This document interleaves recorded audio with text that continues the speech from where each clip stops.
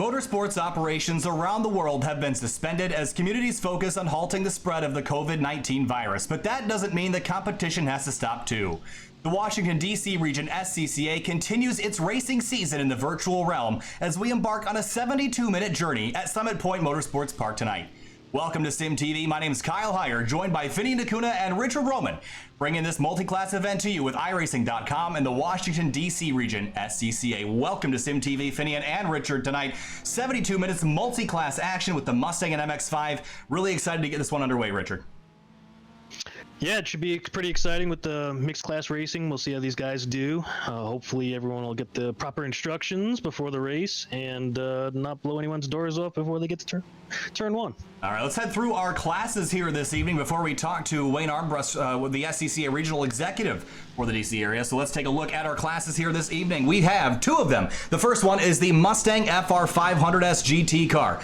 It's the big bore category tonight, big V8 engines, and they make about 325 to 350 horsepower, Finney, and they're big, heavy machines. Yeah, you can see there too the weight. 3,600 pounds. That's as much as a GT3 cars, but these things have a lot less power. Doesn't mean though that they're not as fun to drive there. And you see also again, 4.6 V8 and also producing 325 horsepower. Class number 2 this evening is the Global MX-5 category. This is a lightweight, nimble Mazda MX-5 Cup car. And Finney, these cars are so nimble around this racetrack. And Richard, you know a thing or two about MX-5 racing as well. Correct. Yep. I've been running Miatas since 15 years now. Yeah, these cars are pretty quick around here, light and nimble, like you said, dealing a lot of oversteer, believe it or not. But it'll be quite interesting. See if traditionally the Miatas handle better through the corners, and obviously the Mustangs have the power down the straightaways. We'll see if that is the play here tonight. We have a couple minutes left in qualifying. We're going to take a quick short break. We're not going anywhere, so don't leave. We're going to get Wayne Armbrust on the phone here in just a moment, so stay with us.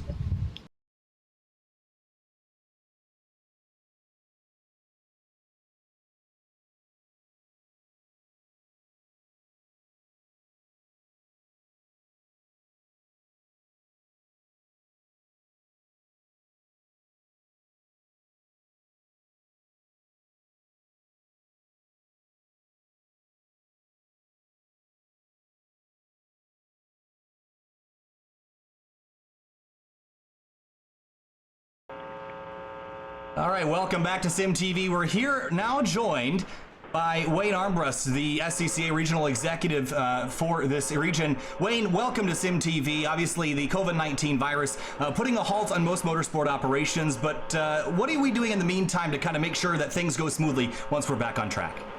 Well, first of all, we have one heck of a good group together as our board of directors, all professionals, all of them really good advisors, pretty smart at what they're doing. In addition to them, we've got a resource just absolutely filled with program directors that are really sharp, on the ball, know what we're exposed to, know what they need to deal with, and know what the program takes. So staffing, the people we have in place are probably the most important part of the whole picture. With all of that resource available, we've taken a look at what we're up against, and unfortunately we've already canceled a number of events so far this year. And we're getting very excited about the May coming up in our not too distant future. It's beginning to look very promising for getting cars on the road and making noise on the track. So with that in mind, everything's changeable and always stands to shift our plans unexpectedly. But we are anticipating some changes there that are going to be very promising going into the new season. A bit late, but we're definitely looking at getting things out there and running, and we've got the right people in place to do it. Absolutely. Obviously, the last couple months we've seen a lot of changes because of the virus, but one thing that has been kind of booming because of it is the virtual racing. So tell me a little bit about your thoughts on the virtual racing, and is it something that you've seen increased interest in SCCA members in the past couple of years? Oh, Definitely, yeah. It's exciting. I think right now it is really paying off. And all of us have our addiction, and we need to feed that addiction a little bit. And the sim racing is real time. We're not sitting here watching reruns of races we've seen before, and we know what's happening when it is and who's coming across the finish line. And in this new dynamic, it's as exciting as it gets, watching all of this happening in real time as things go. So the sim racing has a great place. It's also a continued practice for the driving, the strategies, the logistics, and all the little pieces that go into making all this happen as a driver. And it's fun to spectate, fun to watch. So yes, and in the season, off season between when we're supposed to be prepping our cars, this is an absolutely great way to spend some time. It sure has been exciting, and we want to thank you for jumping on here. A couple more questions before we let you go, because we're just about to finish up qualifying here. So with, obviously, the virus shutting things down and obviously the cancellation of some events, is there any sort of timeline that we can look forward to, or is it just kind of all up in the air for now? It is somewhat up in the air, but the informal timeline is all of the current controls that are in place and recommendations and mandates are all looking at expiring towards the end of April, particularly in the West Virginia, which has kind of a indefinite hold, but they are looking at the same time frame. Virginia is expiring late April due to review. So everything is coming due prior to the 1st of May. So it's starting to look very promising for May. The only problem is all the prep work we have to do once we get the go. It's going to put us a little later into May to get everything rolling. So chances are June is looking really, really promising. Wayne, thank you so much for joining us tonight and popping in on a sim racing broadcast this evening. We wish you the best of luck in getting everything back rolling, and hopefully you're enjoying a little bit of, what's the word we've been using, the quarantine time to kind of kick back with the family a little bit. So thanks for joining us tonight, and thanks. Have a good evening. We'll see you later. My pleasure. Thank you. Absolutely. All right, and with that, that is the end of the interview with Wayne Armbrust, the regional executive. Richard, tonight we race 2 categories this evening. Obviously, your experience in the MX-5, you're quite experienced, but we got almost 60 drivers on the grid tonight. How crazy is it going to be these first couple laps?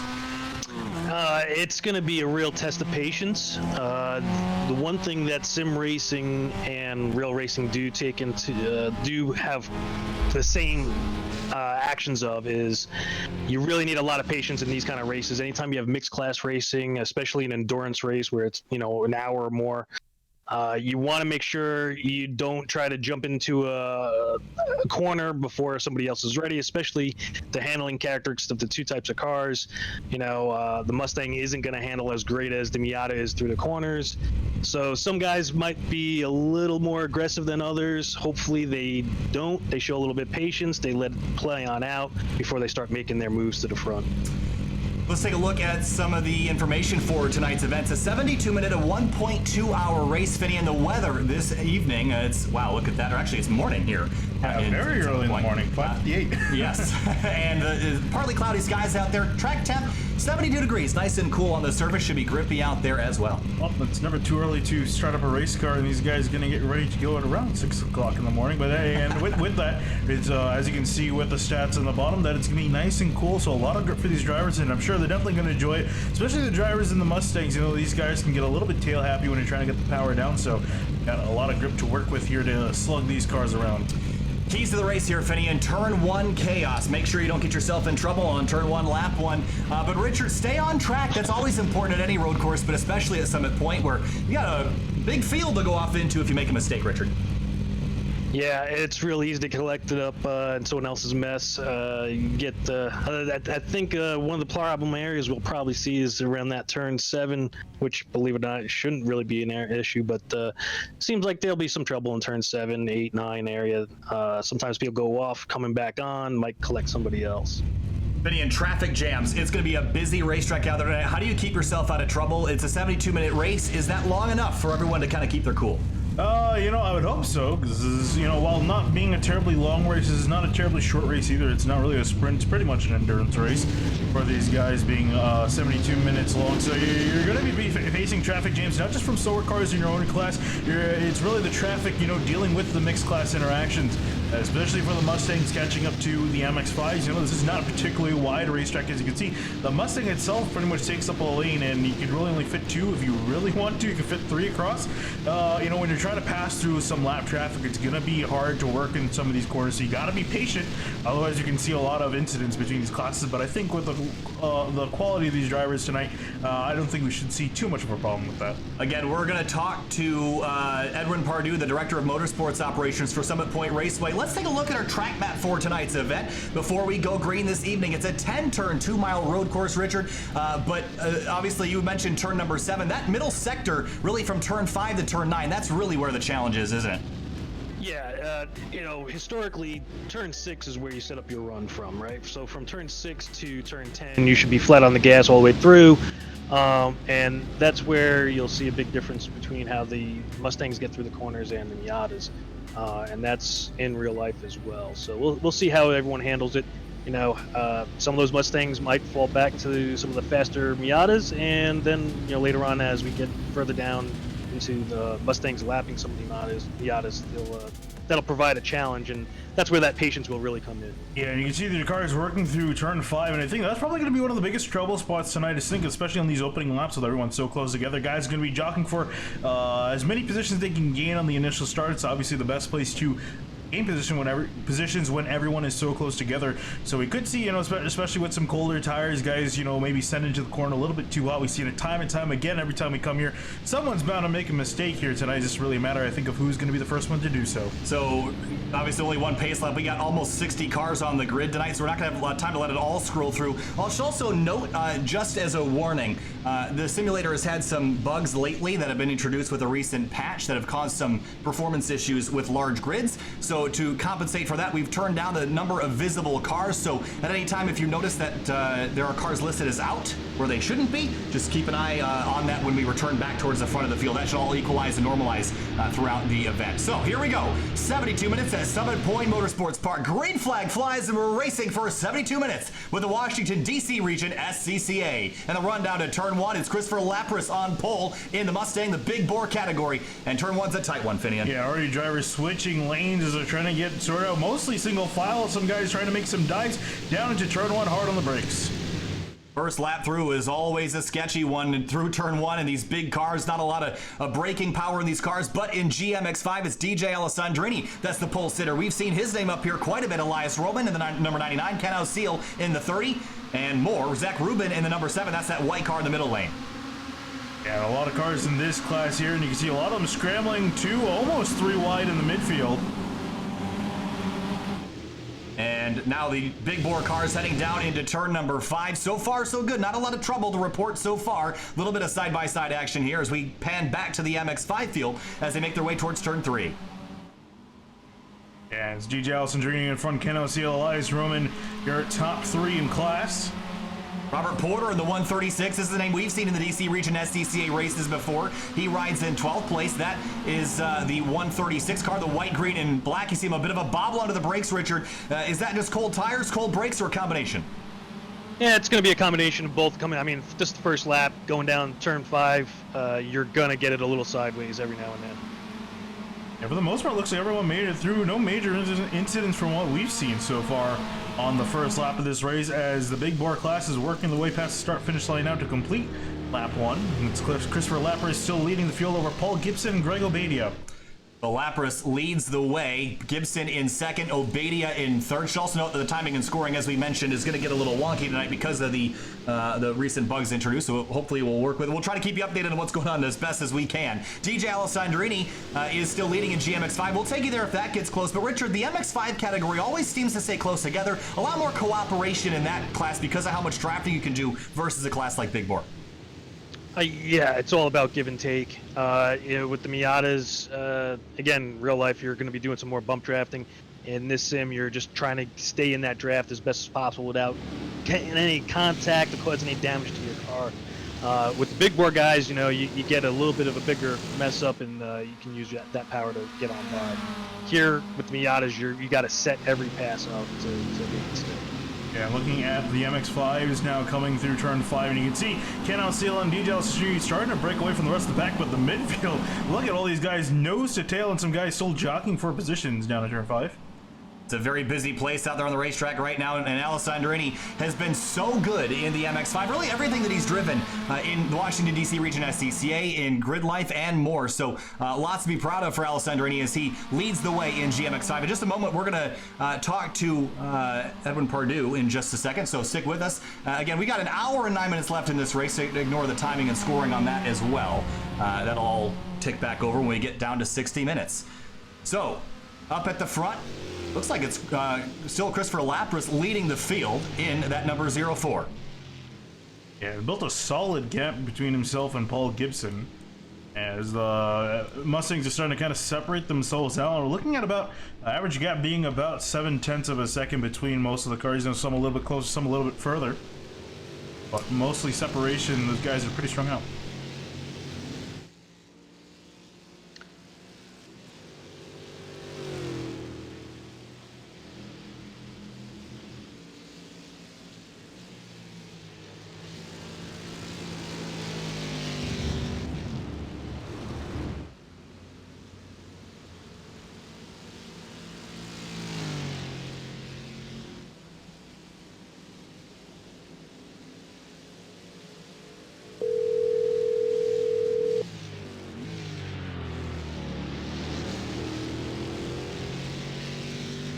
Good evening, gentlemen. Good race so far. Hello, Edwin. Welcome to SimTV. Edwin is the Director of Motorsports Operations for Summit Point Raceway. Welcome to SimTV as we have just launched our race, and obviously you got a lot of going on in this field, Edwin, but Summit Point Raceway offers spectacular racing all around this 10-course circuit. Welcome to SimTV, and how are you tonight? Well, you know what? I thought I was good, and sitting here and watching and listening to your coverage and listening to Wayne Armbrust on a little while ago makes me want to get back to racing even more than I thought. There's nothing better than being at the track on an event weekend and stepping up, and I like to see everybody using my gravel traps there, using all of the racetrack. But you feel that buzz on a race day, and you walk into the facility and you feel the electricity and you feel the excitement, and whether you're driving the car, you're up in the booth announcing, you're there in the paddock working on the car, there's an electricity there that just it can't be matched. And just sitting here watching this lets me know how much I know all of us want to get back to that just as soon as we can. Edwin, obviously, Summit Point Raceway, it was a little while ago that iRacing scanned this and brought this to the service, but obviously for us, obviously I've never been to Summit Point Raceway before, and I would like to make a trip down there at some point, but there's been some changes to the facility since then. Can you kind of fill us in on what those changes have been to the surface, to the runoff, that sort of thing, and could we ever see a newer version of Summit Point within the iRacing simulator? Oh, yeah, that would be great. In fact, I was watching, everybody on the chat line saying, hey, maybe time to update it. So absolutely. But what's the basic things that make Summit Point unique, the things that have brought people there for over 50 years now, year 51 just getting started here. It's that natural terrain road course that just they aren't built anymore, and it's so unique in that historic natural terrain. It's like simply, the hand of God looked at it and said, oh, this is where a racetrack ought to be. So all those basics have always been there. But yeah, since this was rendered, a few small changes. In fact, one of the big things we've done is during this downtime is said, hey, this is a great time to work on the racetrack. So we've got a crew in. They're repainting all the markings. You see the curbing's going to get all repainted. Turn 5, drivers left. We've redone the curbing there that needs to be done. So it's always a work in progress, but the things that make Summit uniquely Summit will always be there. That's super exciting to hear, Edwin, and obviously this racetrack puts on some great racing. But I think back to the racetracks. I always talk about the American racetracks versus European racetracks and how they're built, and it feels like to me American racetracks have a lot of flow to them. They're very natural. They're built to the land and not on top of them. Can you speak to that in terms of the surrounding geography of the facility and how it lays with it instead of on top of it? Absolutely. So many great new tracks have been built over the years, and they're beautiful and they're absolutely wonderful. But the way you build a racetrack today is you move every cubic yard of dirt on the entire facility, and there's nothing wrong with that. But the way that tracks were built back in the day, if I will say, whether it's a Summit Point or it's Lime Rock, or it's VIR, is literally you look at the place and you say, okay, what is the land giving me? What's the natural? We go 3 wide. There's a great shot. What's the natural terrain giving me? Where should the road be? And it creates that flow that you're talking about, and it just looks like it makes sense. This is where the racetrack should be. And again, we don't build tracks like that anymore, and that's the thing that makes some of these natural terrain road courses so unique. And our goal is to continue to modernize and keep Summit Point up to date without losing those historic things that make it one of the most unique racetracks in the country. You saw Ken Alceel lean the bumper on TJ Alessandrini down into turn 1. On top of, we talked to Wayne about this a little bit as well, about the motorsport simulation service and how it's brought a renewed interest not only to racing at all levels, but especially to club racing in recent years, with the ability to jump right in a car like a Global MX-5 or like an FR500 Mustang and to kind of play around and learn what it's like to drive on a track day or that sort of thing. Can you speak to talking with SCCA members or other organizations about sim racing and how it's brought them to the racetrack in the real world? Well, we always talk about filling the funnel, and what Wayne and his whole crew have done in the DC region, and some of the folks that they've brought on board to really push this side of motorsports is huge, because that's what fills that funnel. That's the person that comes out, and sometimes that first step of showing up at the racetrack for the first time can sometimes be such a big step that it may keep people from doing it. And now we have this opportunity where now you can start to develop these friendships. You can start developing some of the knowledge that you'll need when you get to the track. And yes, are there differences between what we do in sim racing and what we do behind the wheel? Yes. But what you learn by doing this, and again, establishing those relationships, it makes that step of showing up for the first time at the racetrack so much easier. And I mean, looking here, these in-car shots are absolutely identical to what an in-car shot would look like if you're racing around Summit Point. So the role is huge, and it opens the door to so many people who might not have taken that first step. It certainly has, and obviously this has been a pleasure talking to you and to kind of get your insight on a couple of things sim racing related, because that's been our world. As we started doing the sim racing broadcast, has got the opportunity to do this for Grid Life in the real world at Road Atlanta and at Gingerman Raceway last year in 2019. But I'd say, what I've noticed the biggest is the community around sim racing and the real world, and we've met this with the Grid Life people, with the DC region SCCA folks, is that it becomes a family. It's not just a group of friends hanging out on the weekend. It's your family, and you learn to treat those people that way, and you end up hanging out a lot. And obviously with the quarantine situation, I found myself pretty much all day hanging out with my racing buddies, and that's what it's become. But talk to me about what quarantine has been like for you, how you've been responding to this, and obviously the track's underway, doing a lot of upgrades and changes, but what have you been up to personally?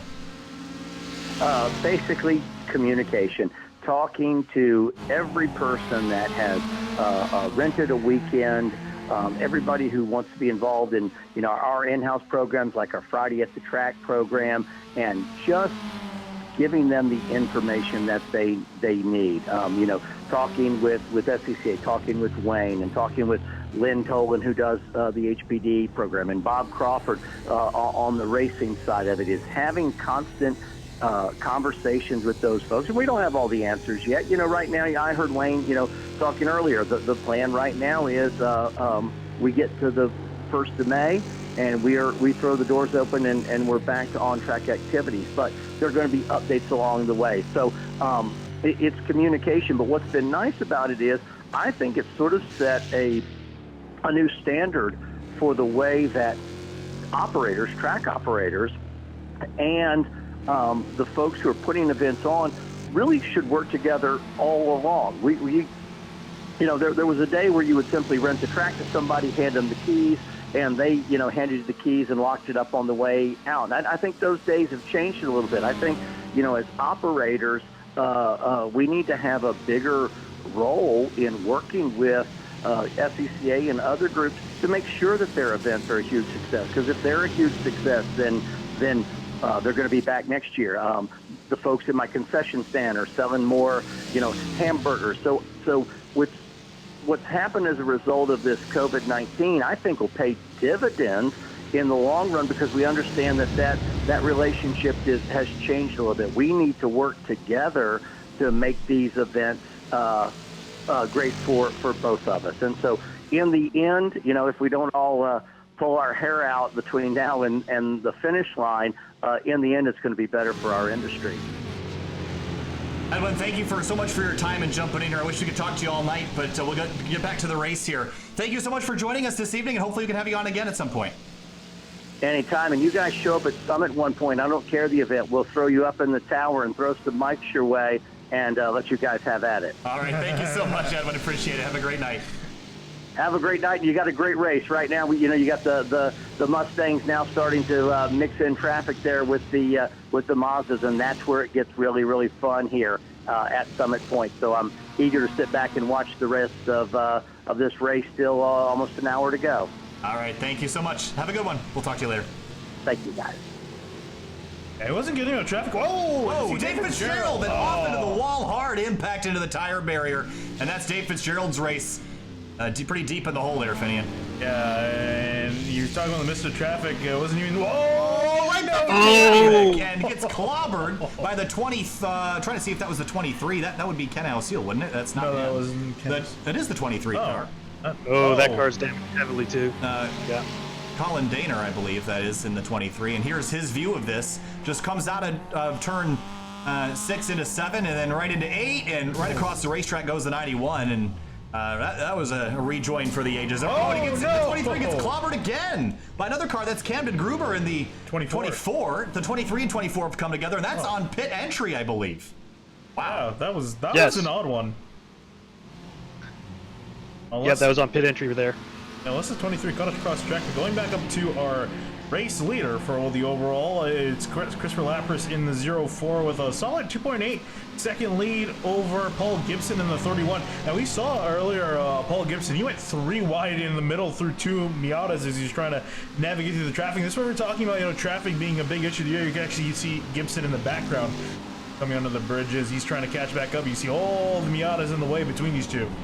Absolutely, and again, for those watching at home that are maybe frustrated by the fact that we're not jumping back to replays as much as I'd like to, again, one of the frustrating timing circumstances with one of iRacing's recent builds, the update that kind of borks some systems, and unfortunately it makes it very difficult and confusing to read the timing screen right now. It's an issue that they are aware of and that they're working on, but I did see the spin in turn 10, but obviously I don't know what car it is quickly enough to jump back and look at it. And just to give you an idea, if you're a little bit confused by the timing screen that you're seeing on the screen, just know that we're also as confused as what you're seeing. So we're going to run the overhead ticker. It's not. I like the tower ticker better. I think a lot of people do, but that one only updates once a lap and will be accurate to the actual positions. It's done by overall order, not by instant order, so that it should be a little bit less confusing on that respect. So Richard, we've seen some pretty wild racing so far, some 2 and 3 wide action, but up at the front it's CJ Alcindor and Ken Alseal working together in the MX5 category. Are these guys working together? Because it sure seems like it. Yeah, I mean, look, anybody who runs a Miata should know that the first thing you want to do is get that second place guy who's with you, or wherever you're running. If you're running first or second, you two want to break away from the rest of the pack. That's your job. That's the thing you must work on. And that's what these two look like they did. There's no sense in racing each other right now. Hey, get as big of a gap as they can get away from the rest of the pack, and then, you know, when it comes down to the end, then they could fight it out between the two of them. And Finian is big bore, kind of on every man for himself right now. I don't think you can work together as efficiently in a Mustang as you can in an MX-5. So what's Paul Gibson's idea here? Look at the brake rotors glowing on the front hubs of this 31 car. Obviously, he's pushing the limits right now, as are all the Mustangs. But all these cars have anti-lock brakes, no traction control on either car. But they're using the braking systems to the max. And Gibson, what can he do to catch lappers? I know we've got a pit stop coming up at some point. So undercut, overcut, what's the strategy? I think really the strategy is going to be, you know, look at your relative, and I think it's going to be key. Trying to pit low where you can find yourself, you know, not having to work past more lap cars. I think that's where Gibson's been caught out the most. He's been catching lap cars in really bad spots, and it's allowed lappers to build such a big lead, 6.7 seconds.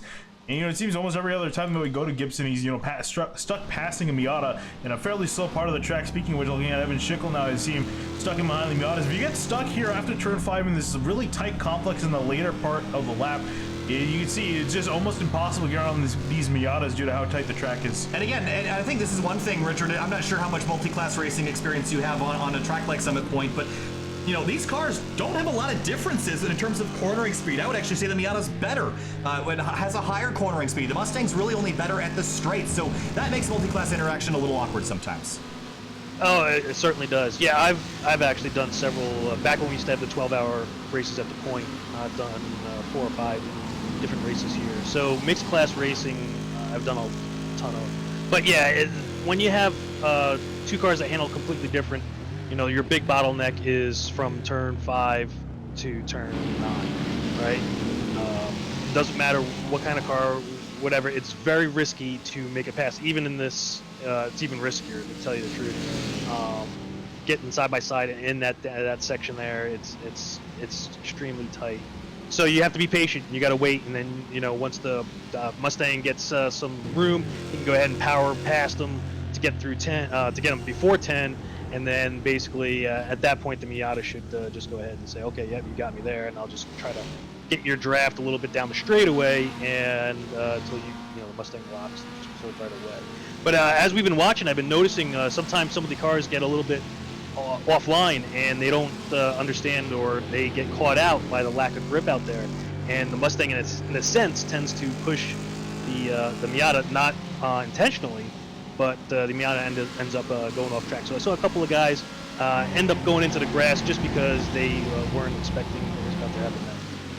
Yeah, we saw a great battle there between Mark Levance in the 5 and the 43 of Andrew Kessel, going at it in the lap through the mixed traffic, and it looks like Levance is going to win the battle for now. Looking at Eric Jones down to 51, currently 6th in class. He started in 12th, up 6 positions for him. And I was actually kind of joking about Mark Levance because he has on his car a highway patrol scheme on there. I was kind of joking that Andrew Kessel's chasing the police. Usually it's the other way around here.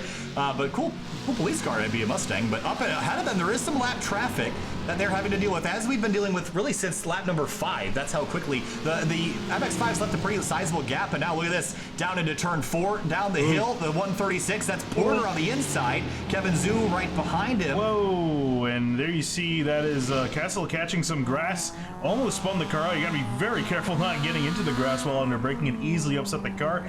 Just narrowly makes it on by, and you can see here he had to make that pass, otherwise he would have been stuck behind these Miatas here, so he's able to chase back down Levance for 7th.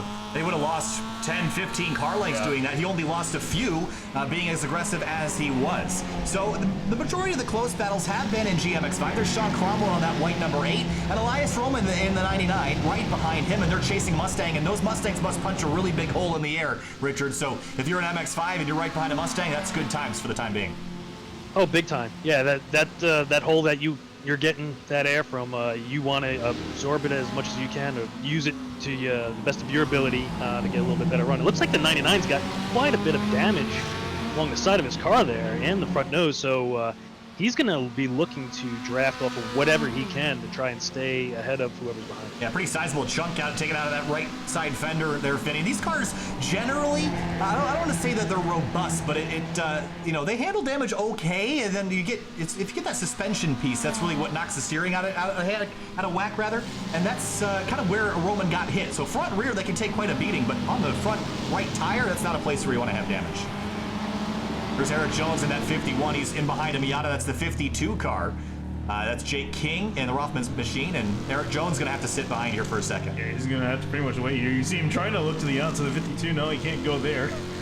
Have to sit behind here. And then really past this corner is when you can finally step on the power, use the Mustang's 325 horsepower to your advantage. So I wanted to see what his Sector 2 time was, but I think this track is only split up into, there it's 31.5. So 31.5, Greg Obadia was a 40 because he came into pit lane. I'm trying to see if Evan Schickel, 30.8 for Evan Schickel. He was not stuck behind me on a solo. 1 second loss of time just following an MX-5. Yeah, he's still actually working through some traffic now, heading down towards turn 1. He's in a swarm of traffic.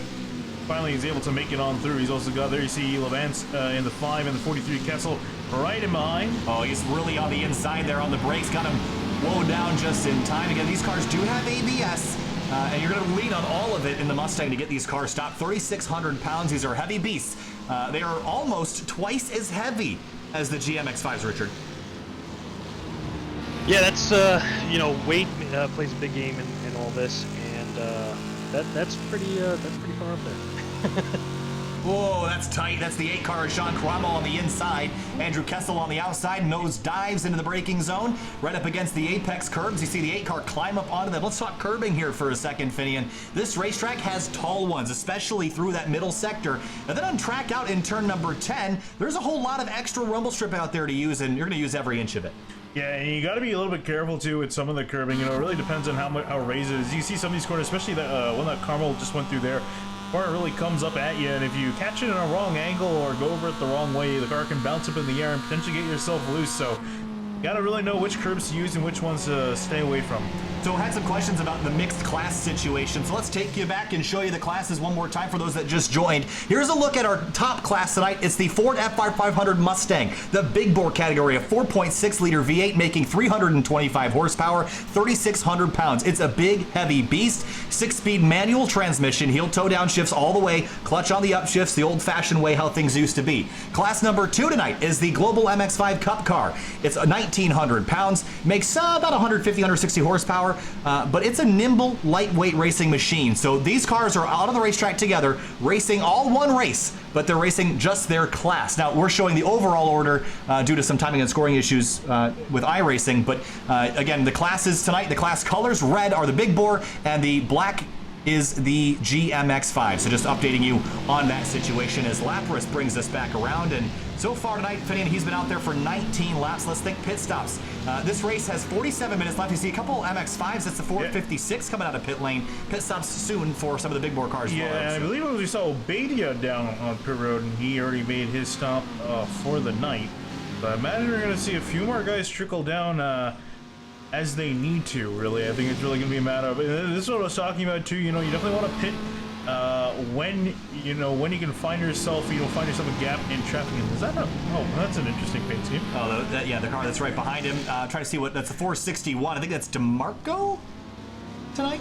David Atkinson in the 450, no, 456, 461 is what we're looking at. It is DeMarco, I was right.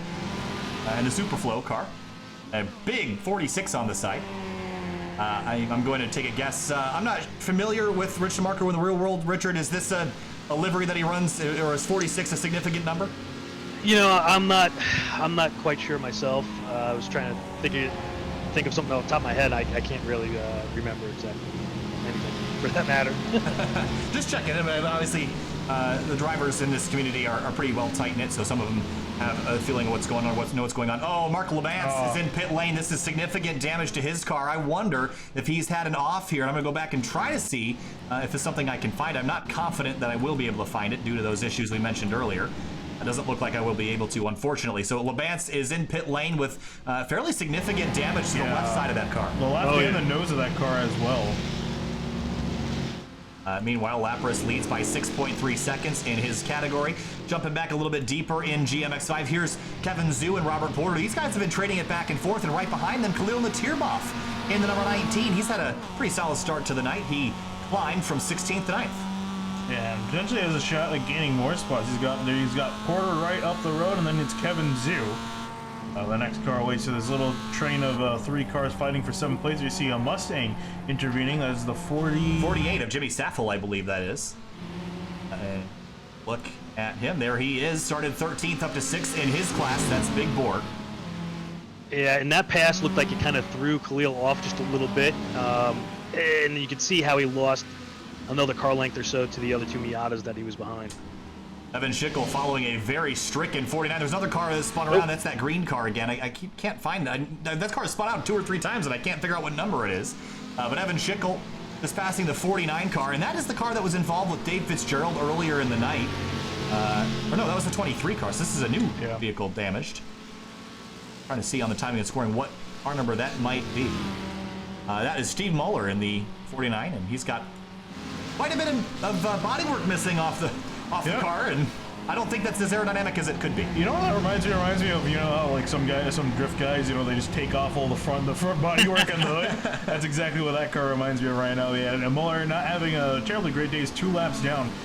The overall leader currently in 20th. Yeah, I'm not really thinking that he's going drifting in this car in this current state. Check back in on our GMX5 leaders. There's DJ Alessandrini, and he's all by himself because I believe that his the driver he was running alongside, which was Ken Ausile, has come in for a pit stop at some point. Either that or I wonder if Ausile has actually found himself out of the race.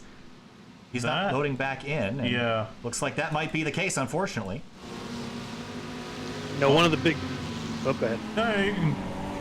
I was going to say, one of the biggest challenges here with the mixed class racing is really just timing your gaps to the next car, because, I'm watching here and with the Mustangs, and, these 2 Mustangs start going side by side through 5, 6, and so on. That could really slow up the Miata. And then if the other car is already pitted, whatever, doesn't get held up when he finally pits, you might find a difference in position there. So in Big Bore, here's an update on your top 5 as they run. Christopher Lapras is in command right now. Then it's Paul Gibson, Evan Schickel, Andrew Kessel, and Francois Brou in the 69 car. We haven't really talked about him yet tonight, Finian, but his night has been pretty quiet, but he's climbed from 9th to 5th, so he's got some pace as he closes in on a trio of X5s. Got a decent gap to the leaders, though, so he's trying to make up some time on that, and these 3 Miatas ahead of him not doing him any favors here. You can see him trying to wait to finally get on the power to pass all 3 of them in one go on the straight. And that is the number 100 car, typically driven by Calvin Wong, and indeed it is again tonight. Right behind him is the 52 car. That is Jake King, who is currently 5th in GMX5, actually putting that 100 car a lap down. And my estimation is that Jake King has come in a stop, and it looks like that is the... No, that's accurate. Nope, it is not. Now the 100 car of Calvin Wong has likely come in. No, he has not either. So he has found himself a lap down to his own category pretty early in this race. So we're about halfway, almost halfway through this. 41 minutes remaining in the 72-minute race, so we're getting there. But pit stops have been underway for a while for the MX-5. So there is that car again. Is the 15 car? Yeah, it's 15. I thought it was the 15 earlier as well. This is the second time we saw him go around. We saw him go around earlier in the turn 5. Yeah, and we weren't able to figure out if that was actually him or not, but definitely caught him now in turn 3. Incident. Someone else involved as well. Oh, he just got loose on corner entry, got tapped by the 98. And then, who came in there? That's that pink car again. Oh, the funny thing, his number board is 72. There we go. Yeah. His number board Frank Taberzi in the 72. Here's a look at what he saw. Nowhere to go on the exit of 3 and swung out and just got tagged and into the tire barrier for him. That was a case of actually if he would have just slowed up a little bit more, he actually would have been better off going to the left. It's one of those things you learn over time, and it takes a lot of track time to get to realize that. Francois Brou in the 69. It looks like he's up to 4th in class as another driver. Paul Gibson has come down to pit lane to service his car. See the brake rotor is glowing, and this is something that we don't typically mention in our sprint races that we typically do for the DC SCCA, Richard, but on an endurance race like this, are we concerned at all about brake temp or use the brake temperature getting into the tires and making the tires hot? Is that a concern in a 72-minute race? You know, as far as the sim goes, I couldn't really tell you for sure. But again, in endurance racing, that's always a huge concern because, you know, you heat those brakes up. Yeah, it's going to do a little bit to the tires, but for the most part, you're going to get a different pedal the longer you go into that run. So that could sometimes change the braking ability of the car and how well you're doing under the braking system for that race, for that car, and how it feels. And again, it all comes to feel for the driver. So if the driver starts to feel like, okay, all of a sudden that pedal's going further and further down, that can throw off his timing, and if he doesn't adjust well to it, then he might start losing some speed lap time. David Stern in the number 34, and this is a little bit deeper in GMX5, currently 17th, right ahead of them. Sam Scott. Now, Finian, Sam Scott has had a rough night tonight. Typically, we see him up towards the front. Usually runs right alongside Paul Darling, who is absent tonight. But Scott only running 16th right now with that number 50, and a whole lot of damage on that car. Loose and slipping and sliding, and he's going to go wide in 3. Yeah, this is exactly the same thing that happened with the 15, who was going to hit the whole tire barrier pretty hard. We saw the same thing with the 15, just caught a bit of grass entering turn 3, and then the car just kind of went around on exit. We'll take a look back at what really on board with the 50. Yeah, just caught that grass on corner entry. So when you're on the racetrack, I mean, is that a big concern for you? Are you kind of conscious of where the right side of your car is off into a corner like this? Because it seems like this happens quite a bit into turn 3 at Summit Point because you're trying to arc it in so deep. So how much space are you leaving to the right side of the car into that particular corner? Yeah, so in real life, we're leaving a lot more space than what we're doing in sim life, because in sim life, we just, hit expensive. And we don't have to pay for the repairs. Right now, looks like David Stern's driving a crushed Bud Light can out there. And maybe Sam felt a little bit of pressure going through turn 3, and maybe just had his eyes up in the mirror looking at David behind him, and then maybe just, caught that's what caused him to touch the grass just a little bit. But yeah, in real life, we try to leave a little bit more room, but a lot of us still tend to get as close as possible, and use as much road as we possibly can. And speaking of getting close, look at this battle amongst 3 different Mustangs, currently battling it out for at least 6th place. How about a little fight of MX-5s that out into turn 1 as well? We got battles all over the racetrack here with 37 minutes to go. Yeah, especially the Mustangs here. This is the closest we've seen, the biggest group of Mustangs we've seen. Oh, contact between them. That's Kurashek slipping and sliding, and he's going to keep it on course. Wow, that was impressive. Got tagged in the rear by Andrew Chow. Take a look at this in slow motion to see he kind of slid across the nose of Chow into the braking zone. He did an excellent job controlling that slide. You were talking about drifting earlier, Finian. How about that into 3,600-pound Mustang? Pretty impressive.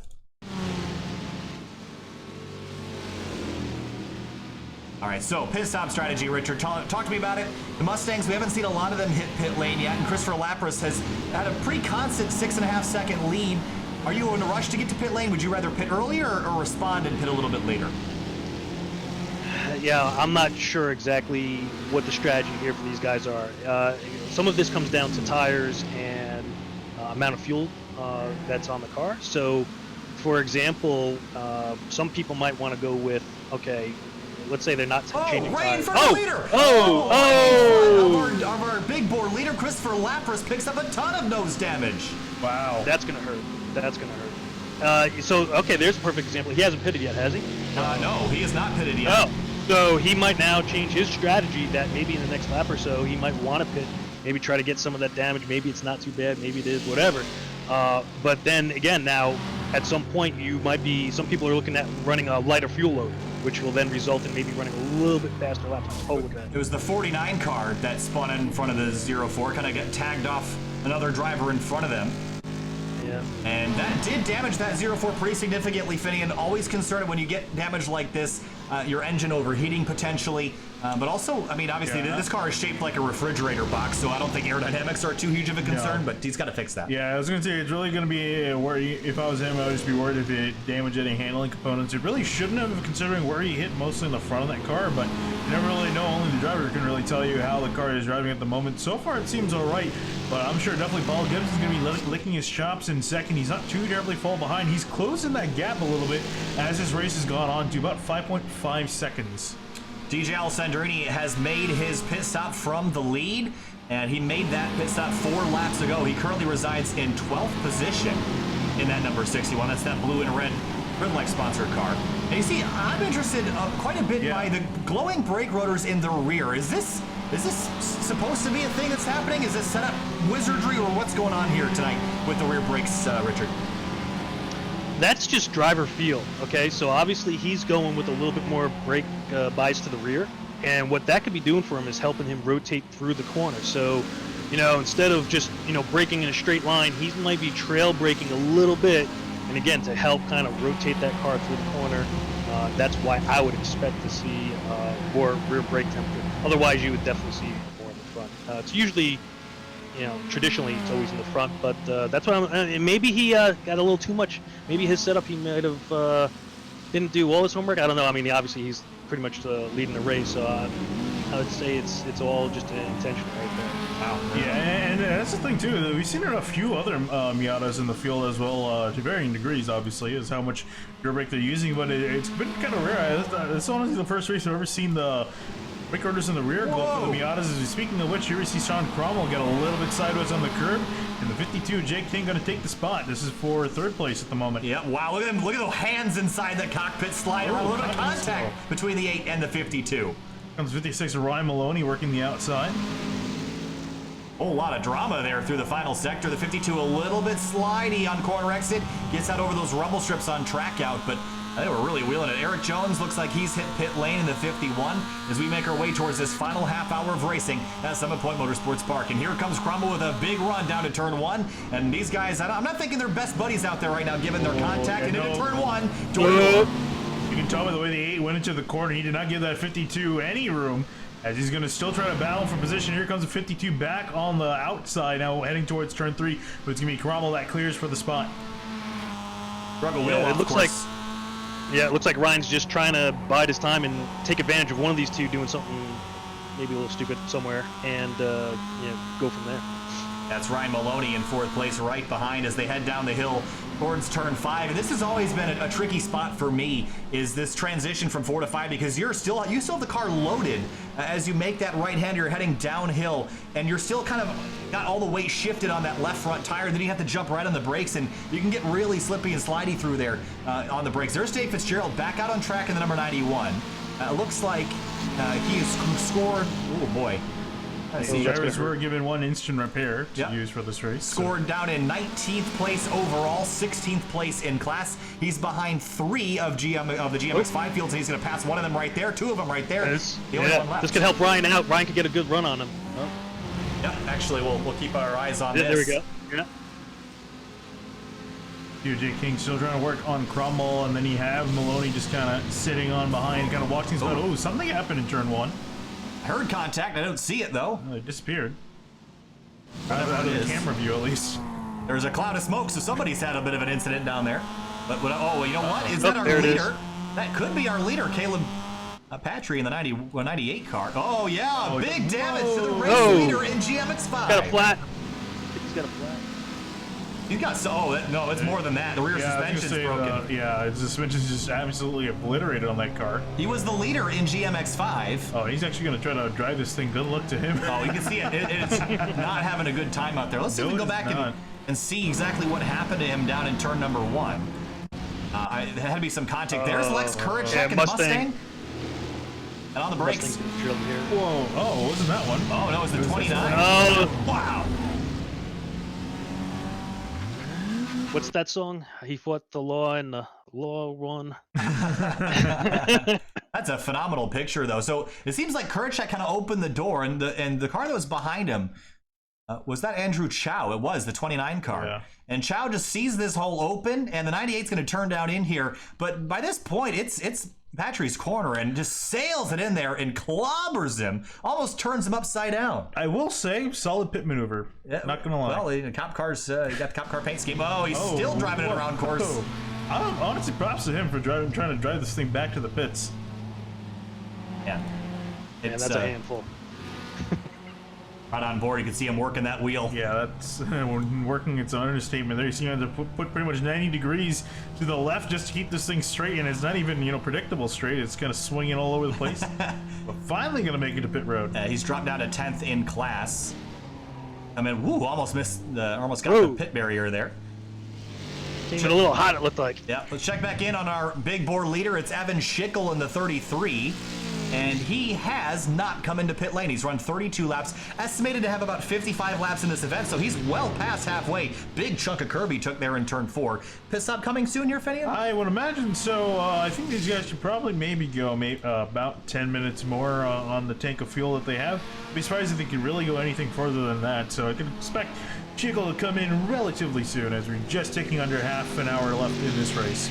So what do we got? We have about 30 minutes left in this race. We want to take our time briefly to thank everybody for joining us tonight for this 1.2 hours of Summit Point here for the Washington, D.C. region SCCA iRacing League. If you want to watch more, just hit the subscribe button, because we got all sorts of action coming up the next couple weeks on Friday nights for this series and more. We've got road racing a couple nights a week and oval racing if that floats your boat. So make sure you hit the subscribe button and join us for more this season. So Richard, 30 minutes left. What's your plan here if you're Big Board or GMX5? If I'm the big bore leader, I think at this point, I'm gonna run this tank as close as possible to the end. Then obviously he's not gonna have to take a full tank of gas. He'll only hopefully have already figured out about how much he'll need, so that should be less time to refill, get him back out there, and maybe hold on to the lead. And in GMX time, how about Will Robbins? We haven't talked about him a whole lot today. I don't think we've even mentioned his name yet, Finian. 18th to 6th. And taking a look, he has not made a pit stop. Yes, that could be contributing, but a lot of drivers have come their way through this field pretty nicely. And what was one of our keys to the race here, Finian? It was stay on track and traffic jams, turn 1 chaos. All of these have kind of played into this tonight. So far, staying out of trouble has been the key to success.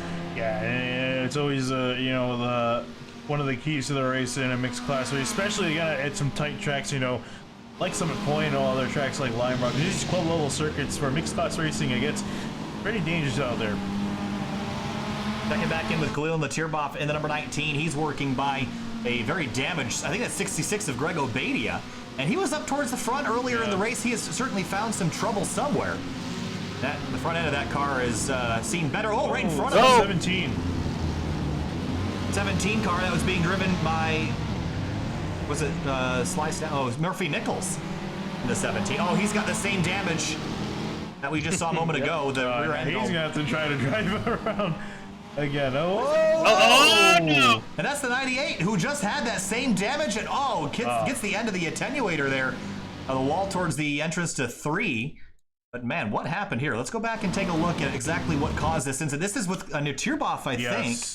Or was it? I'm not the sure. Bud Light car. I think it's 34. I think that's isn't that Stern's beer can? Stern, yeah. Stern, yeah. I was looking on the timing screen, didn't really get a good view, but here comes Nichols up the inside.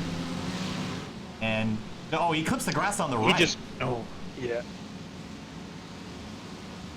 And then he'll pull it back on course and watch off the rear bumper as the 98 car of Caleb Patry comes on through. And he had just gotten wrecked down here by the Mustang a couple laps ago. And Murphy's going to swing back in the middle of the track, and evasive action required, and around they go. Hey, great job keeping off the wall. Not so much for Murphy, went straight into it. That's going to end his race for now. At least see if he gets back onto the track, but it's going to be significantly down the order. One driver at the top of the order, Evan Schickel, still leading, and yet to come down to pit road has got a 9-second gap between himself and Christopher Lapras. If I'm not mistaken, I believe Lapras should be good. Actually, no, I don't know if Lapras has come down yet. We'll take a look here in a moment. I would assume that he has because he was the leader before. Right. So obviously the timing and scoring on the tower ticker has not been super cooperative tonight with the iRacing bug situation, but Evan Schickel is your leader in Big Board. DJ Alessandrini has just topped the leaderboard again in GMX5 as Jake King has just hit pit lane. So that'll put some other driver back in second. We'll see where it cycles out here in a moment. But you asked about Christopher Lappers here, Faye. Let's go and find out. And he has come made his pit stop. So he's still in a great position, and it looks like he's gotten that car repaired with his free reset. Yeah, took advantage of that to his advantage to make sure that he doesn't give any more time. Although actually he's collected more damage. If you go back to the close camera, once the car swings back around here, on the other side. Oh, on the left front, you mean? Yeah, I was gonna say. Hang on, wait. There, look at the. I'm not sure if maybe a slight crinkle, but it's minor. It's a little bit more than a crinkle. Is it? Am I just not seeing what you're seeing? Hold on. I think the camera's on the outside. This Mustang isn't okay. Now I'm not sure. Mustang isn't a pretty car. I don't say it's wrecked though. Oh, right here on the side skirt. Okay, I see it. I thought you were looking at the left front. The bumper. Oh yeah. So I don't know who hit him and who hit him specifically there, but it was after he pit because the front end of the car is fixed. So, and again for Lappers, it'll still go on, and he's actually expanded that gap between himself and Gibson to 10.5 seconds. So Lappers really pushing the issue here and expanding that gap. And if he can keep this up, he should be able to walk away with the win here. There's Chad Griffith in the 58. Haven't talked about him yet. Started 16th up to 5th, and looks like one of the reasons is because he has not yet made his pit stop.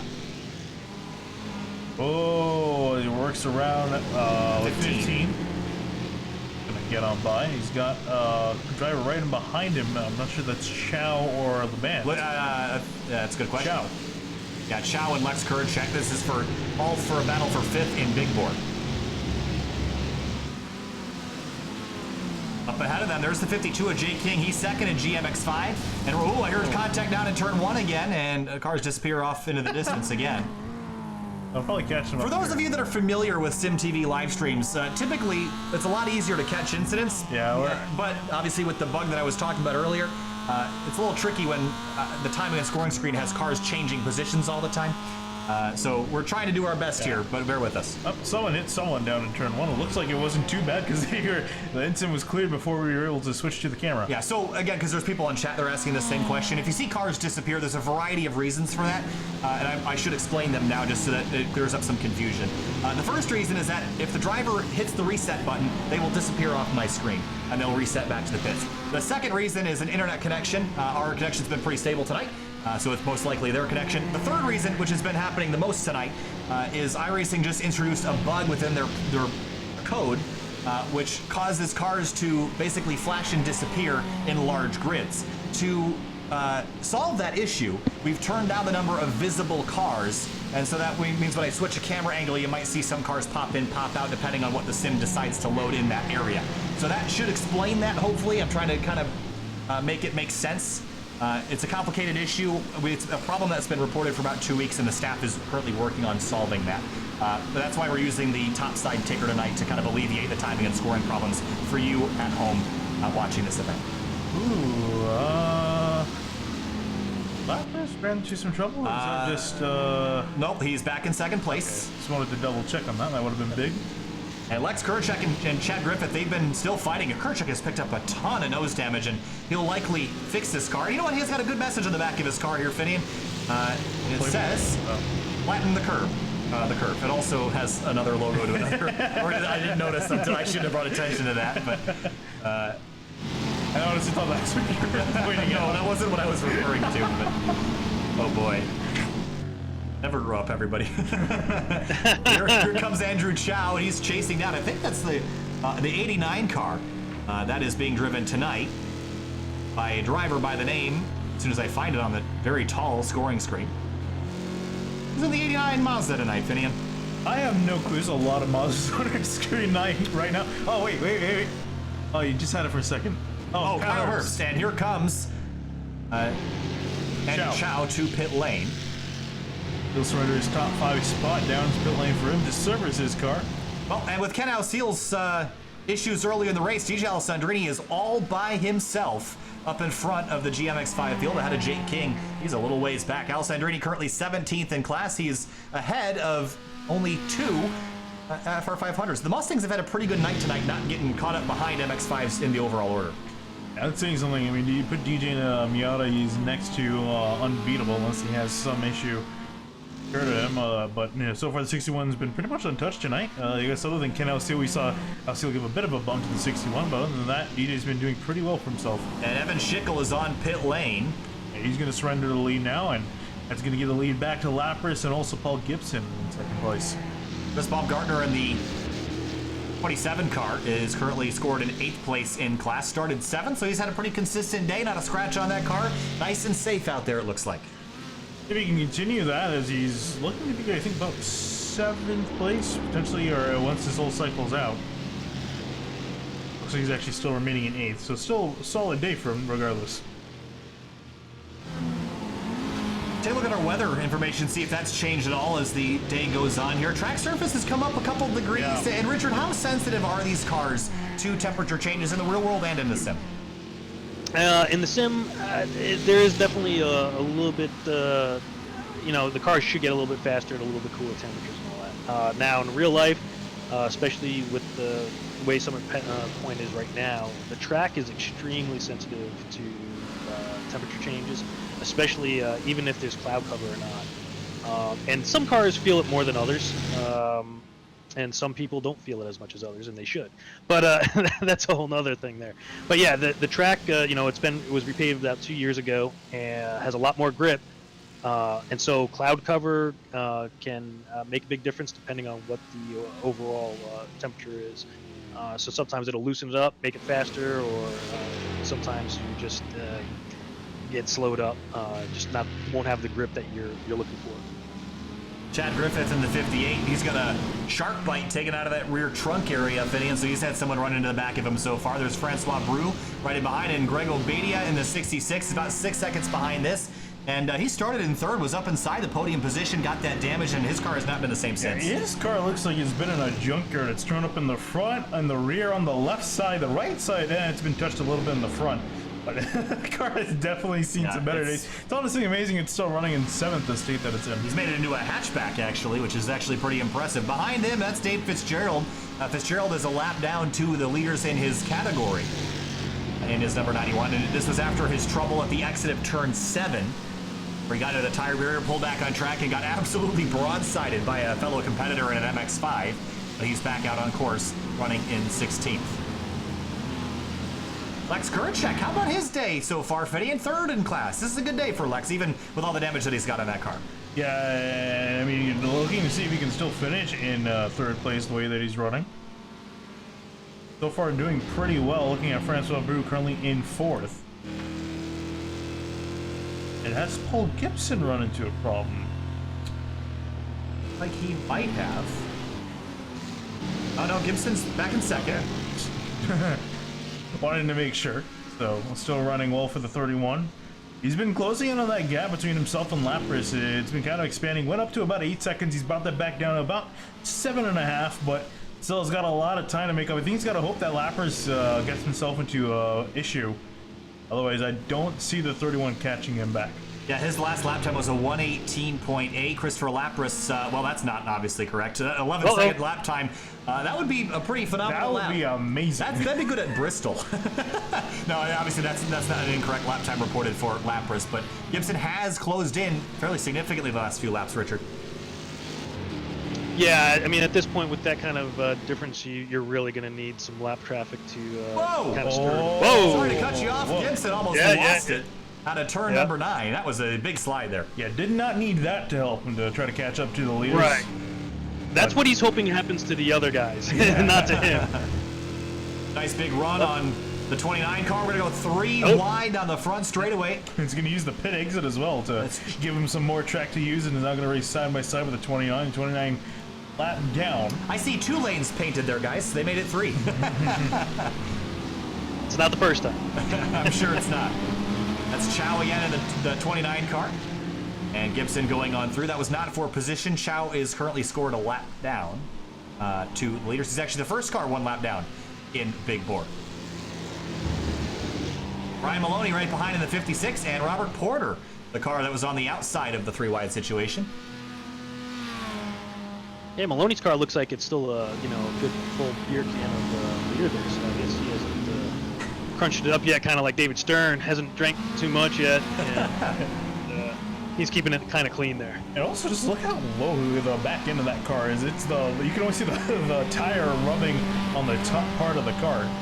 Yeah, so I guess that begs the question, I mean, we always see these fast setups, and we can probably check DJ Alessandrini as well. They always seem to kind of squat in the rear end. Is that the quickest way to around the track in an MX-5, or is there a more balanced rake to run in a car like this? I would say in real life, there's definitely a little bit. You wouldn't run them this low, but yeah, in the sim, completely different story. I know the Bud Light team there. I know they were scrambling and using some of the other guys' setups there. So that might have been a compromise, or to figure out what's the best thing to do. But in real life, what we generally tend to do is kind of run them as low as possible, but you don't want to run them so low that you got them on the bump stops. And then what that does is effectively makes the car like a go-kart, and then you don't really have any shocks that do you any good. So there's a fine line there that everyone tries to play with and find, and then different tracks you might change that ride height to give you a little bit more bounce. I got Mark Labance. We haven't really seen him in a while, running his very similar paint scheme to Andrew Chow, actually identical paint scheme, back in 10th place. Finian started 8th. It started to kind of drift backwards, and his pace has slowed about mid-120s at the moment. Yeah, he was running earlier, I think, in about 7th place, I want to say. He was doing really well. We're going to go immediately to the outside, going to go off the track in turn 5. Looks like he's going to get that under control, bring it back on the racing surface. But yeah, he was running in around the 7th place. I think last time we were looking at him earlier in the race, and it's kind of trickled himself back into 10th. So not a terrible day for the 5, but also not a great one. So he'll finish pretty much around midfield in class. So it's actually, I'm interested because we just saw him go back off and drag all that gravel and dirt back on course, Richard. How much of a problem is that? I mean, I'm not sure your experience in endurance events, longer races, if that becomes a problem, especially in places like Summit Point Turn 3. You can see there how the dirt has been dragged out over past the curb and onto the racing asphalt. Is that a grip concern here, or in real life, or both? All right, so in sim racing, yeah, not so much, but in real life, yeah, you can drag dirt, and that's going to completely change your line through the corner. Depending on where it is, you might either have to take that corner completely a lot slower, or you got to completely change your line. So that's going to usually affect your overall lap time. So, you know, when it comes to endurance racing, any kind of debris, oil, you got to realize a lot of times, you know, maybe somebody dumped a little bit of oil, but only in one spot, didn't drag it around the whole entire track. So you might hit it and get you a little squirmy, out of shape, out of control, and you just got to make your best to deal with it sometimes. Not only that, the other thing that happens in real life is you'll get a lot of tire buildup, a lot of marbles. So the more you start to go offline, that becomes an issue. You won't be able to make a pass like what we're seeing right there. Oh man! And that's exactly what would happen. Yep, that's exactly what would happen though in real life. The Miata's offline now. He's out in the marbles. He's not going to have the grip to still make it through the turn as that Mustang is trying to come through there. So a lot of it still, you know, plays out the same exact way, even though it might not be showing everything. That was more of just a bad line through the corner, but that's exactly what would happen in real life as well. And I do know in the iRacing simulator they do model grip loss with gravel being dragged on course. It just doesn't seem to quite have the effect that you would expect. So obviously the surface model being tweaked. And that's actually, we should talk a little bit about the sim before this race finishes up, because we only have less than 15 minutes, about the simulator and what it does model, because there's a lot of things that iRacing does that some people might not be aware of. It does model marble buildup and that sort of thing, and grip loss when you get into the marbles. Tonight doesn't seem to be much of a concern, although you can actually tell if you look in certain places, like down here in turn 5. Look how dark the track has gotten, even in turn 6 and 7 here. The track has darkened significantly. It will take rubber that will build up the grip level, and you will collect marbles offline. It also models the substrate beneath the surface of the racetrack. It models the ground underneath and how it loses and gains temperature throughout the day based on solar insolation, the amount of heat cars are putting into the track, that sort of thing. So there's a lot of detail that goes into the track model itself beyond just showing dirt and gravel on course. Yeah, you used to say they use science out the way the track has absorbed heat to a very intense degree, as Kyle was describing here, looking at lap race in the lead, expanding the back out to 8.5 seconds, and like I was saying earlier, as long as you can just finish this race at this point, potentially looking at your overall race winner. Well, you want to know how big the lead is in GMX5? Well, DJ Alessandrini has a 30-second lead over Jake King on track, Richard. So he's got that lead padded out, and he's just kind of riding for these last 11 laps, or excuse me, 11 minutes. Yeah, he can basically, he doesn't even use all the gears in that car at this point. He could probably just make a 3-speed car and still finish the race ahead of everybody. He doesn't have much to worry there. But, you know, the issue with that sometimes is you might say, okay, he can take it easy. But if you start to take it too easy, that's when you start to make mistakes because you're not running that same rhythm, that same line that you would normally run. So, yeah, and in one hand, he can take it easy, but he's probably still going to run as hard as he can all the way through the end. Yeah, I was gonna say I've known DJ for a decent amount of time now. He's definitely. I don't think he knows how to turn it he down. doesn't know how to. He doesn't know what slow is. He only goes fast. And that's the thing, right? Because the minute he slows down, he probably knows if he slows down a little bit, he's going to change his rhythm, he's going to change his pace, and that's what's going to throw you off, and then he would end up in the dirt somewhere. Yeah, you can also see actually in turn 10 here at the far left of the screen how the rubber's actually built up where the left side tires are, where all that load is, and there's that thin strip of rubber around that middle part of the corner, and to the outside of that is really a no man's land. As you see a couple of cars feed on through turn 10, and that's a blast. That's a fun corner at high speed through there, Finney, and you're dragging out the car all the way over the edge of the curbs. So Richard, walk me through a lap at Summit Point. When you come out of turn 10, how much rumble strip are you using there? How upset does your car get on those rumble strips out there? All right, so in our Miatas, we are using every bit of that curb, meaning that like, okay, we're seeing, let's see if somebody comes through here, but anyway, basically our right side tires are on the candy stripe. We some guys get those left side tires as close as possible to gravel trap, so you're using, like I said, every little bit of it. It doesn't accept the cars too much. It sounds a lot worse than it really is. You'll hear it through the car, but that's the normal racing line for everybody out there pretty much. Oh, go ahead, Richard. I was gonna say, and then you'll just, you know, come on down turn front straightaway here, going down turn 1. You know, typical line. You know, set yourself up on the left-hand side. And our Miatas, we're breaking about the 3 marker there, maybe even 2.75. You know, you'll come through turn 1, get back on the gas. I kind of tend to apex turn 2 there a little bit, and then you set yourself up for turn 3. Greg's setting up a little bit further over to the right. Like I said, everyone in the sim world here will take advantage of it. We might not go quite that fast, but we'll run over the curbs for sure. Through 3, that's exactly the same. And then through turn 4, you're really getting the car set up just pretty much what Greg's doing. That's pretty much our Miata line. You throw turn 5 away, you don't care about turn 5, but you want to set up for turn 6. Because again, for our Miatas, turn 6 all the way to 10, it's just flat out, no lifting, using a little bit of curb here and there, just like Greg's doing. And right here, he's going to have himself a run on that Miata, and after the side, he's going to get him right away. And that's pretty much your lap. 8.5 minutes left to go here. As Christopher Lapras, again, we talked about his race. He's actually about to lap Greg Obadia. Obadia is the 5th and final car on the lead lap. And as Lapras works his way for the final 8 minutes, see the 27 car, is he crabbing a little bit? He is. Suspension damage. Not sure where he picked that up, but he's still out there. He's been right on board and see how bad this is as he exits onto the back straightaway here between 1 and 3. But you saw him. Oh, see, yeah, it's off by probably 5-10 degrees there, that steering. Oh, maybe even more than that. Yeah, I was going to say more than that. Props to him, dude, to continue to drive like that. And that's not fun. I mean, to have your steering kinked like that, it certainly cannot be a pleasant experience. What was the one race that we saw where it was like two guys? It was Grid Life at Road America with the Mustangs. Oh, was it? We did it. We streamed a race at Road America a few months ago where a couple of cars had their sides bashed in so badly that they were crabbing probably 30-40 degrees sideways down the straightaways. And they were still racing. They weren't even just driving. They were racing other cars. It was amazing to watch. Needed alignment, that's for sure. Yeah, and that's the beauty of sim racing, right? You don't have to worry about too much. You don't have to worry about paying for it, and you don't have to worry about getting hurt.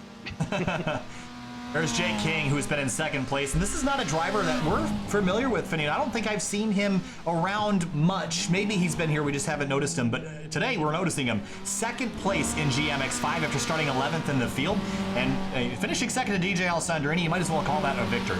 Yeah, honestly, it was a really good job. Obviously, you know, the gap's pretty big between himself and the 61 at 26 seconds, but, you know, again, can't shake off. After finishing 2nd out of, mind you, 40 Miatas, over 40 Miatas that started this race, is a really solid job. We've had almost 60 cars, 58 cars started this race. Richard, go ahead. Yeah, I was gonna say just surviving this race at this point is an achievement for a lot of guys. Car off track at the exit of turn 9. We've seen have some trouble a little bit earlier today. There's a big time damaged race car. That's the 47 being driven by Ryan Harrison. That car's got a big chunk missing out of the nose of that thing. Yeah, that's significant nose damage. See, it's probably going to feel that on the straightaways. Richard, you know how much a Miata hood costs? He's going to need one. Well, for these MX-5s, it's a lot more. For our Miatas that we run, it's a lot less. It's about $150. That hood there, that's probably a good 200, 250, somewhere in that range. Yeah, he's fortunately he doesn't have to worry about paying that. He just pays you just pay the base fee to get this car. That's another thing we should mention. If you're interested in iRacing.com, of course we don't work for iRacing, but this is the sim that we use to show this, bring this to you. You can head over to iRacing.com. They usually have sign up member discounts. I think right now you can get 3 months for like $5 or something like that. You get a whole host of cars and tracks, and this car and this track are one of the combinations that you get. We got a little trouble in turn 5 trying to see who that might be. If they come back on course, there was a car down there, falling back on track. But again, iRacing.com, you get the MX-5, Summit Point, Lime Rock Park. You actually get 2 versions of Lime Rock Park, the 2007 scanned version and the 2018 spec version of Lime Rock Park, and a whole host of other fun combinations, so make sure you check that out. And you can come join us here the next couple weeks on Friday nights for the Washington, D.C. Region SCCA. And the SCCA on a national level has some stuff starting up tomorrow afternoon as well that we will see on the SCCA YouTube and Facebook pages. Make sure that you follow the national accounts as well as the DC region ones, where we're streaming live as well as on YouTube on SimTV tonight. 5 minutes left in this race, and at the front of the field in Big Bore, it's still Christopher Lapras, and Paul Gibson is a little ways back, but Lapras tonight has been dominant. Yeah, that looks like that he'll take that win quite easily. Just whoop, uh-oh. Oh, here we go. He's going to hit pit lane. Is he out of fuel? Oh, no. Did he miscalculate the fuel? Oh, that's huge. And now the question is, can Paul Gibson? He's staying out, so Paul Gibson's going to take over the lead of this race with 4 minutes to go. Did Lapras make a miscalculation in the fuel? This is a huge mistake for the race leader. Yeah, and this isn't the first time we've seen a driver miscalculate the fuel that he needed towards the end. He honestly missed it by quite a bit. He missed it by about 3 or 4 laps, so that's going to be a huge error for him. And we'll see if he can, you know, I have no words. And we were talking about earlier, as long as he, you know, I was referring to more of mistakes on the track that he would make to keep Paul Gibson in behind, but he just made an error purely just putting fuel in the race car, and now Gibson's going to essentially take the win. It's a lot easier to make that mistake than you would think. You just, you know, you get off by a lap or two, and then, you know, you got to realize if you don't have it already written down in front of you and you can't make all those calculations, you know, it could have just been simple. Maybe you hit the keyboard one too many times to either add fuel or take fuel out of the vehicle, and then you end up like this. That's it. Actually, I'm gonna have a sneaking suspicion if you could pull out the timings. I'm not sure how useful it's going to be to you, but we'll give it a try. Okay, I just wanted to make sure that it was a fuel stop that he came in for, not pass through. Passing penalty, that sort of thing. Or going over the incident limit from going off track 20 times. Maybe that's what he did. Maybe he hit the limit. Yeah, he had a pit. It does look like it was a fuel stop. He was in there for 18 seconds. 31 seconds on pit lane, so yeah, that was the full length of that. So he lost 31 seconds, and he's now back in 3rd place in class. And Evan Schickel is in 2nd place, and funny enough, right behind him, that is Lapras in the 0-4. And this is now a battle for second. So Lapras might only give up 1 spot after all this is said and done, because he's going to have a look here. Big Bore 2nd place battle, and we're coming back to 2 laps to go next time by. Might have only lost 1 spot, but I mean, it's probably the most important spot to lose, honestly. As Lapras is going to try to outbrake Schickel here, deep under the brakes for both of them. Schickel's still there in that 33.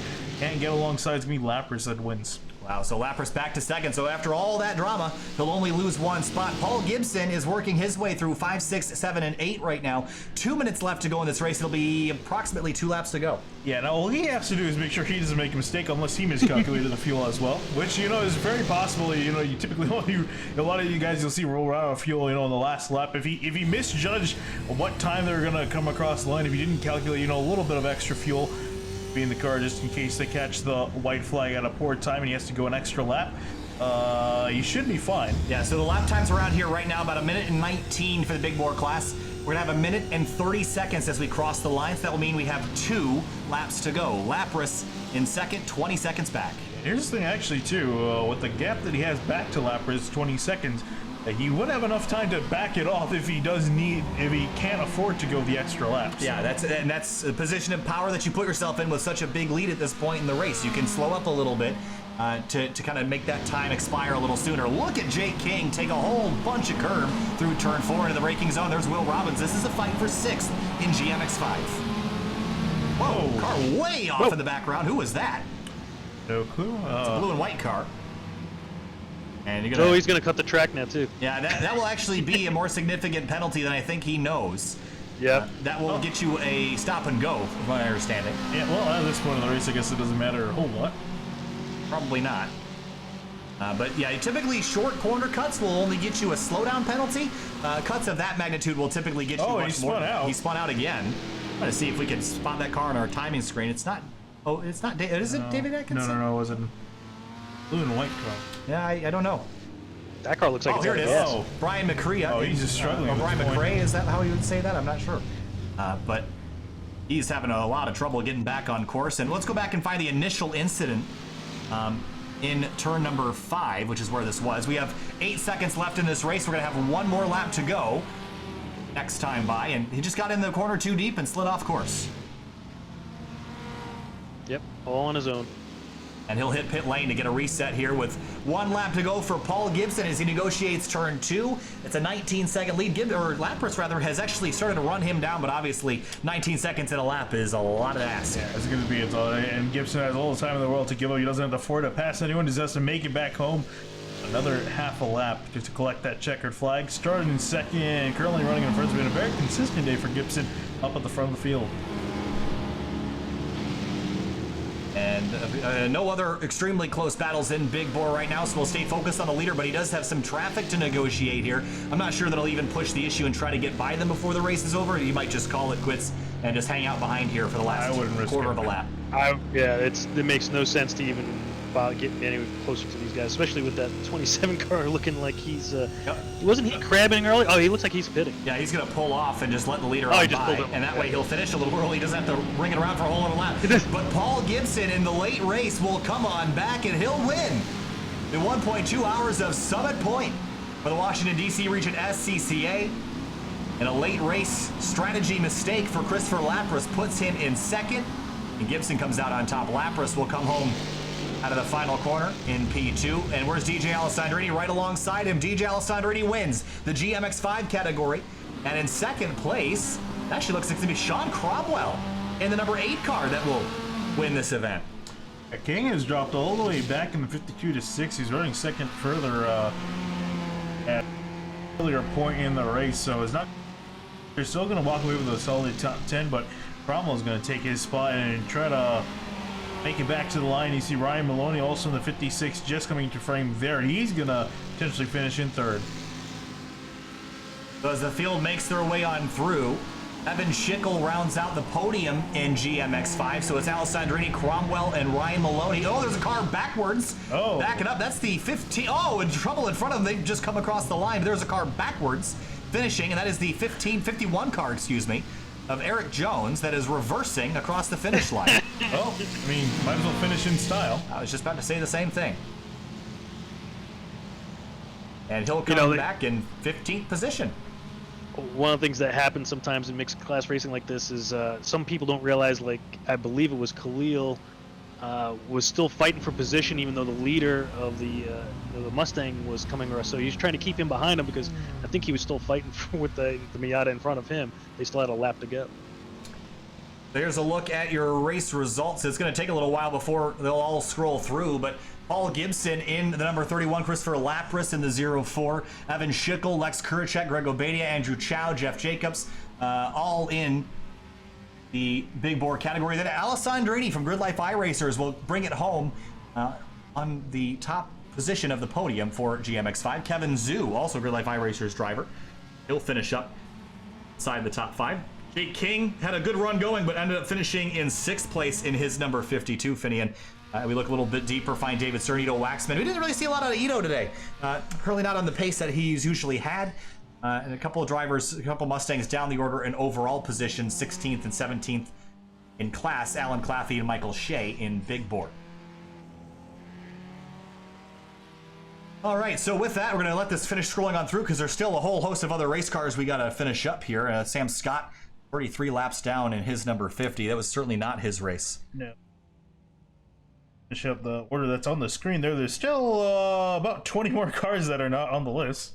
Yeah, well, this is by class positions. That is everybody. Okay. Yeah, so the results page is done by class position. But again, Paul Gibson, the race winner. We'll be back in a couple minutes, so don't go anywhere yet. If you want to hear from your race winners and some of your podium finishers, we'll be back in just a couple minutes.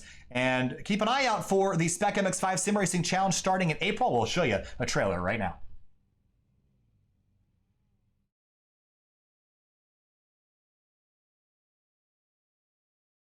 Would you like to have a career in racing, and if so, what would you like to do, Dale? Well, I want to be a race car driver someday. That's it's all I've ever known, racing.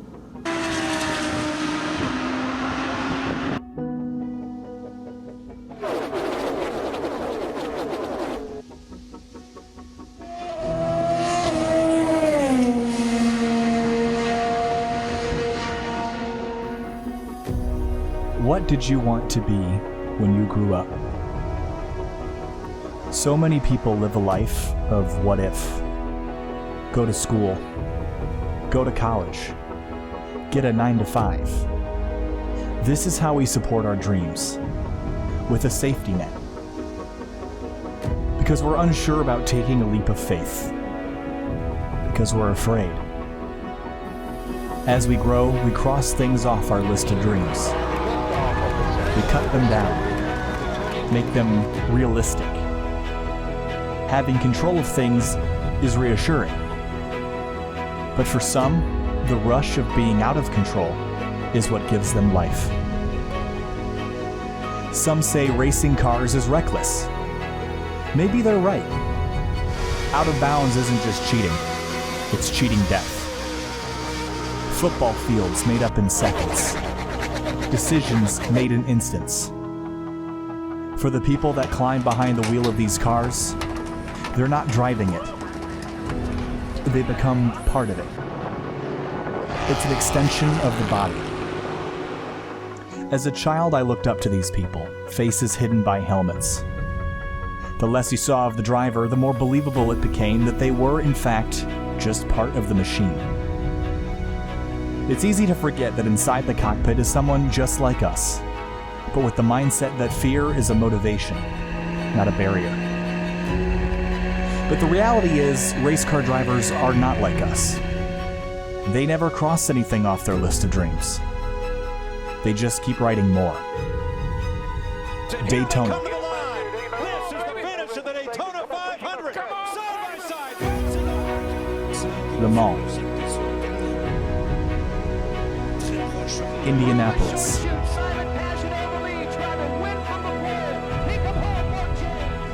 Monaco.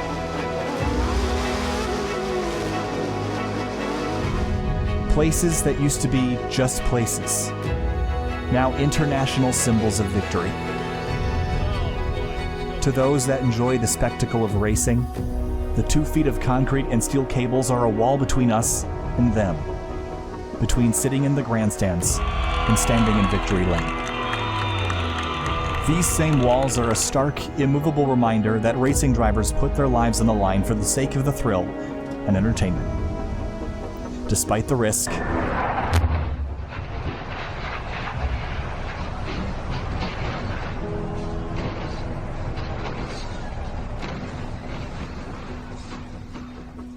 despite the heartbreak,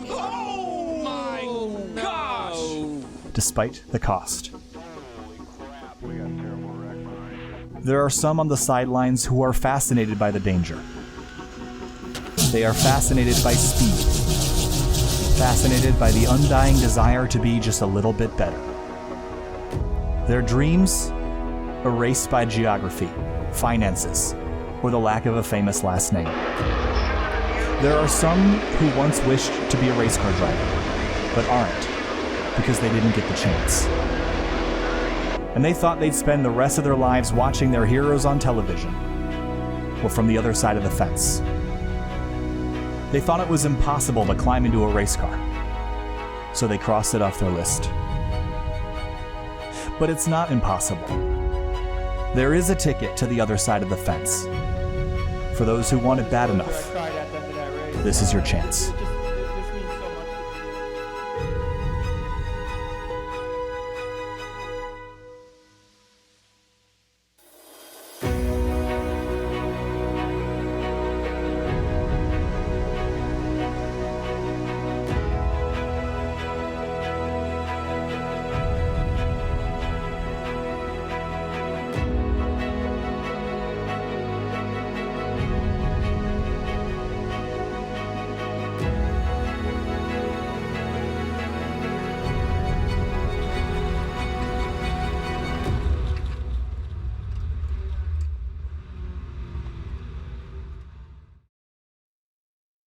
Welcome back live to SimTV and the Washington, D.C. region SCCA iRacing League for the 1.2 hours of Summit Point. We've just finished up over an hour of racing. Paul, tonight you won in big board. It wasn't until the last couple of laps where Christopher Lapras made a late race pit stop that you snuck ahead and got the race win. Talk to us about the tonight, working your way through traffic and coming out on top this evening. Yeah, my head was on a swivel that whole race. I don't think I've ever been this sweaty after a race. Yeah, not from just, driving, but just from being nervous the whole time. There were cars everywhere. This racetrack is pretty tight and narrow, especially through that middle sector. How tricky was it tonight to negotiate a 35-car MX-5 field through an area where those MX-5s are a little bit more nimble than your machine? Yeah, so I've ran with the MX-5s before with the Mustang, and they were used to be just a hair quicker or about the same through the tighter stuff. But with the new tire model, they're a little bit slower. So yeah, I mean, you just kind of like come up on a pack of them and you just kind of wait until the straightaway and you just kind of get as many as you can and then just kept doing the same thing over and over. Paul, thanks for talking to us. Congratulations on the race win and your number 31 Mustang. It was a pleasure talking to you and snuck one out there at the end. See you later. Yep, thanks. Sure thing. Moving on now to DJ Alessandrini, who is no stranger to victory lane in any league or any race car, but specifically the DC Region SCCA with the MX-5. DJ tonight set sail early. Ken Ausile dropped out pretty quick on, and it was pretty much just you out running amongst all the traffic tonight. Walk us through your race. Oh man, that was I've never raced a race where I was so terrified for my own safety. That was a pretty wild night tonight. It's cool to see so many people joining us and dipping their toes into iRacing. And hopefully now they just kind of realize how serious of a sim it is. It's pretty intense, and people put a lot of time into it and practice, and there was a lot of people whose race was ruined tonight. And remember how you guys pulled me in yesterday? Sure. While I was qualifying? Yeah. Doing that I'm again? doing it again. All right, DJ. We'll let you go a little early. We know you never stop racing. Thanks for talking to us, and good luck. We'll see you later. All right. Thanks, guys. Have a good night. All right, and I think with that, that's pretty much going to wrap up the coverage tonight. We want to thank our guests for coming in here a little bit earlier. Those guests being Wayne Armbrust, the SCCA Regional Executive, and Edwin Pardue, the Director of Motorsports Operations for Summit Point Raceway. Thank you so much to you guys, you gentlemen, for talking to us at the beginning of the broadcast. And Richard Roman, thank you for joining us tonight, providing your insights and helping us with the coverage. Oh, thank you very much. My pleasure. Had a good time. An absolute blast. A lot of excellent racing to watch here on SimTV. Make sure you subscribe for more. You're going to see a lot more of this in the next couple weeks because of the Real World Motorsports shutdown. Obviously, bad situation, but graphics are pretty good here as well. So the Real World maybe a little bit higher resolution. But again, thank you for everyone for joining us here, and we'll see you in a couple weeks when we return for the Washington, D.C. Region SCCA on SimTV. Have a wonderful night, and keep your eye on the social media for both the D.C. region and for the national region of the SCCA for upcoming iRacing events. Have a wonderful night. My name is Kyle Heyer with Finney and DeCuna. We'll see you next time.